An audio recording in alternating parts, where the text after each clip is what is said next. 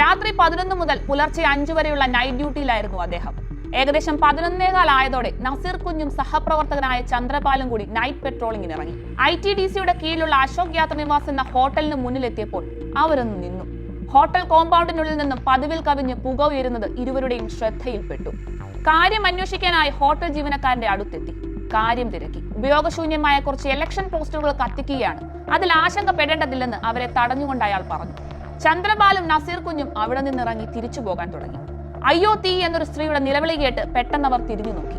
പച്ചക്കറി വിൽക്കുന്ന ഒരു സ്ത്രീ ആയിരുന്നു അത്. പോലീസുകാർ ആ കച്ചവടക്കാരി കൈചൂണ്ടിയ ഭാഗത്തേക്ക് നോക്കി. ഹോട്ടലിനകത്തുള്ള റെസ്റ്റോറന്റിലേക്ക് തീജ്വാലകൾ ആളിക്കയറുന്ന കാഴ്ചയാണ് അവർ കണ്ടത്. വയർലെസ് കയ്യിലില്ലാതിരുന്ന ആ പോലീസ് ഉദ്യോഗസ്ഥൻ പെട്ടെന്ന് തന്നെ ഓടിക്കയറിയത് ടെലഫോൺ ബൂത്തിലേക്കാണ്. അർദ്ധരാത്രി ആയതിനാൽ ടെലഫോൺ ബൂത്തുകളൊക്കെ പ്രവർത്തനം അവസാനിപ്പിച്ചിരുന്നു. നസീർ കുഞ്ഞ് ചന്ദ്രപാലിനെ അവിടെ നിർത്തി വയർലെസ് ഇരുന്ന ഭാഗത്തേക്ക് പോയി കൺട്രോൾ റൂമിൽ വിവരം അറിയിച്ചു. വീണ്ടും തീ ആളിക്കത്തുന്ന സ്ഥലത്തേക്ക് എത്തി പരിശോധിച്ചു. അപ്പോഴേക്കും ജീവനക്കാരൻ അവരെ അകത്തേക്ക് കയറ്റിവിടാൻ സമ്മതിച്ചിരുന്നില്ല.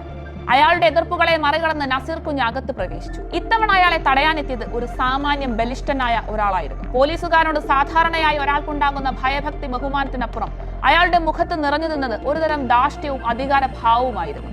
അയാൾ ആ ഹോട്ടലിന്റെ ഉടമയായ സുശീൽ ശർമ്മയായിരുന്നു. അയാളുടെ അസ്വാഭാവിക പെരുമാറ്റം ആ പോലീസുകാരനിൽ സംശയം ജനിപ്പിച്ചു.